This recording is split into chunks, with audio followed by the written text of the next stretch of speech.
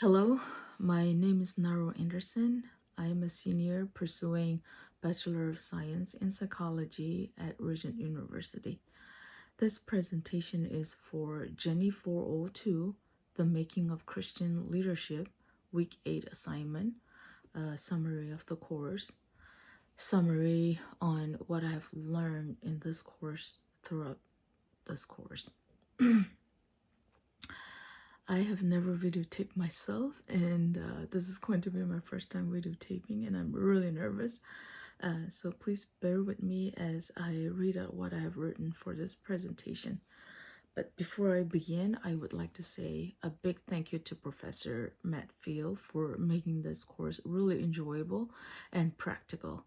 I have learned so much, and I'm sure many of us have learned from this course. And I am so confident that whatever I have learned in this course will be helpful in my future, in the future, in my career, and in whatever I do. Also, one thing that I've learned from you personally is that you have set a really good example of being a good leader by walking us through. In the very beginning, you walked us through the course and laid out your expectations, and I think those are a very important quality for a leader to possess. Letting people know your vision and expectations really sets a good foundation in leadership. And so thank you so much once again, Professor. I'm just going to start reading out what I have written, and here we go. In the first week, we learned that leadership is not a position, but everyone's business and a relationship. That our leadership is recognized in our relationship with the people. When we have a good relationship with people, it leads us to trust each other. It also allows others to believe and trust you as a leader, which is very important for effective leadership. Kouzes and Posner believe that the actions and behaviors of a leader matters. And I agree with them that how we carry ourselves and how we behave impacts our leadership. Kouzes and Posner said that there is a set of common behaviors and actions that people demonstrate in their leadership, and they put those behaviors into a leadership operating system, which they called the 5 practices of exemplary leadership, which they say makes extraordinary things happen in leadership. And according to them, leaders are who model the way, inspire a shared vision, challenge the process, enable others to act, and encourage the heart. And I am going to go through all that 5 practices in short. The first, the model the way. In this, we learn that titles are granted, but our behavior earns respect from others. We have to be role models of the behaviors we expect from others by clearly sharing our principles and values.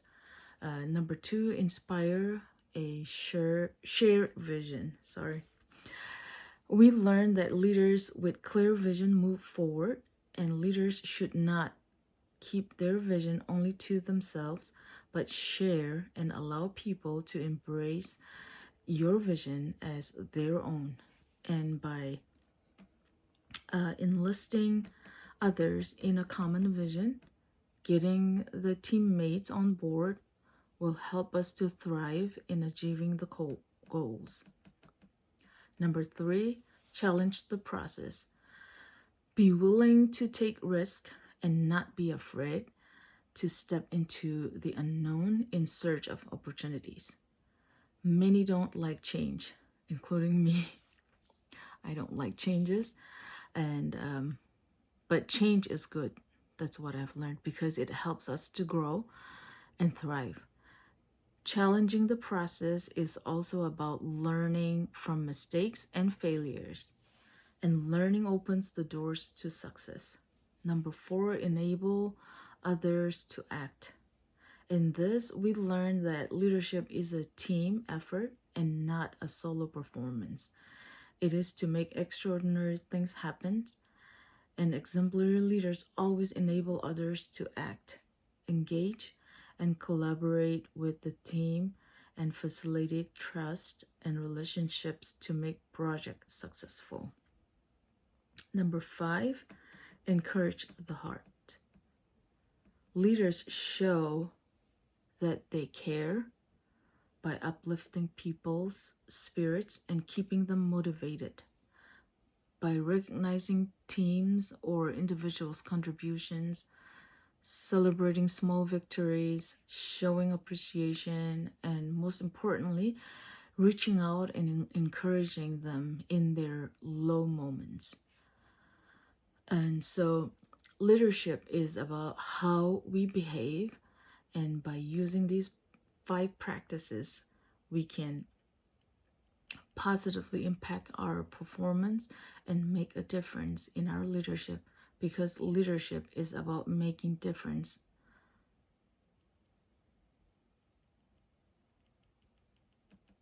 One of the important projects that we did in this course was to interview a leader and tie the questions and responses to our readings on this course.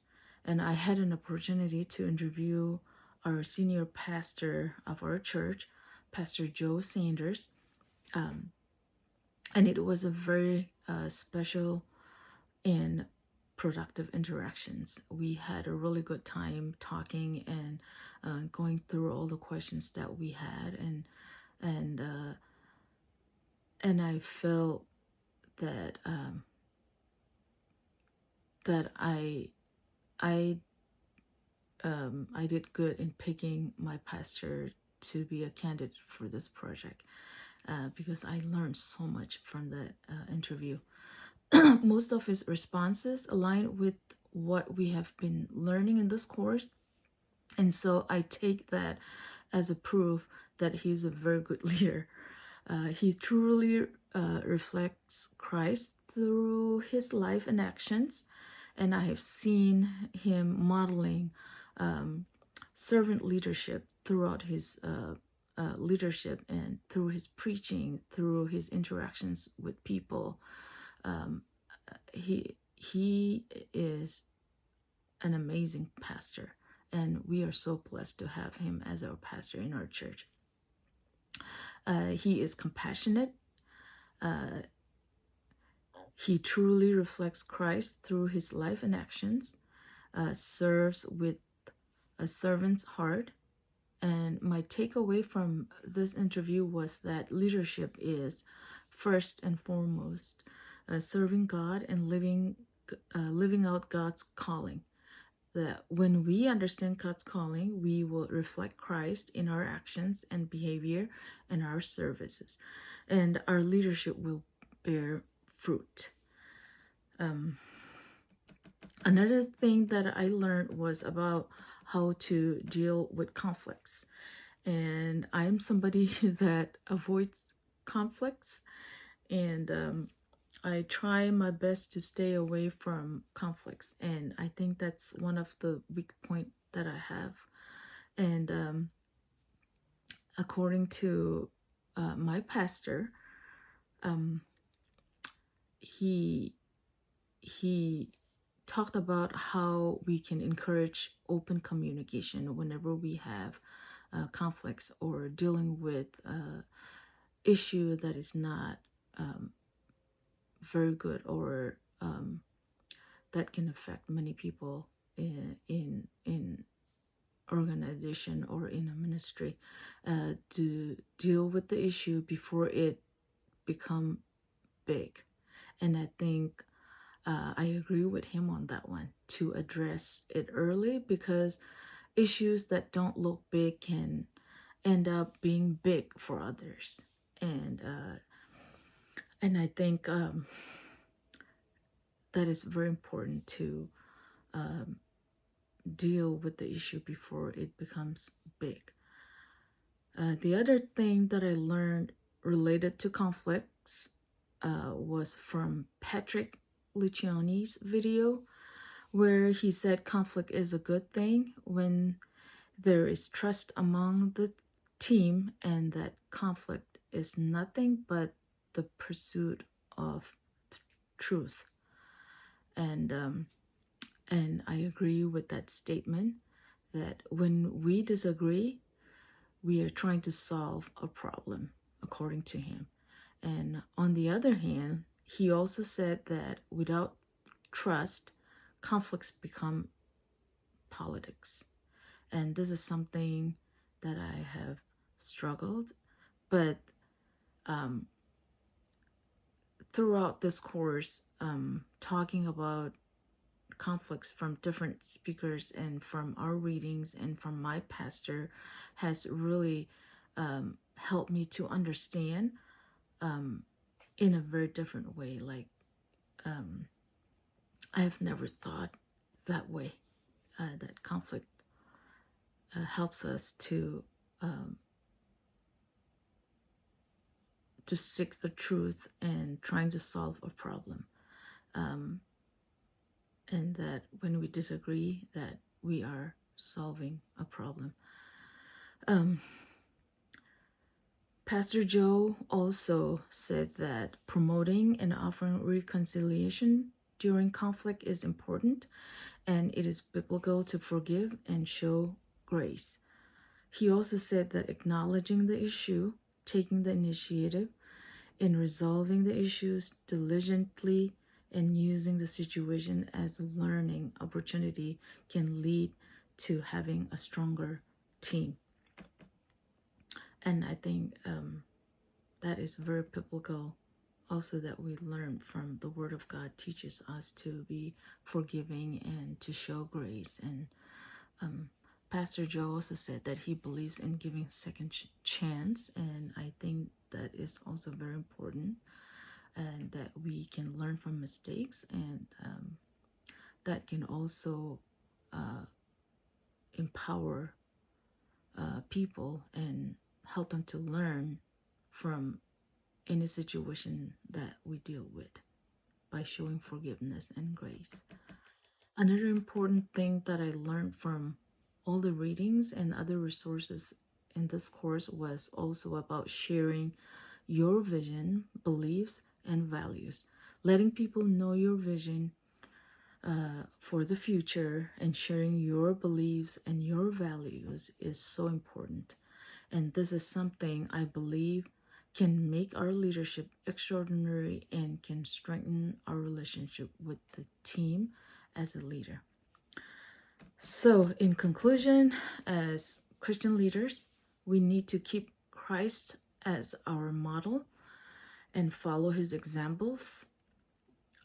He was not only a servant leader, but also a shepherd. He cared, he nurtured, and empowered his disciples, who later carried on his teachings in spreading the gospel, just as he has commanded them to do.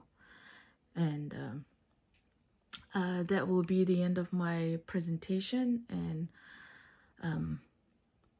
thank you once again, Professor, and thank you for everyone. Especially, I really enjoyed doing all the discussions, and I have learned so much from everybody. And I'm hopeful that whatever I've learned will benefit me in all the things that I would be pursuing in the future and I would be doing. And God bless you all. Thank you.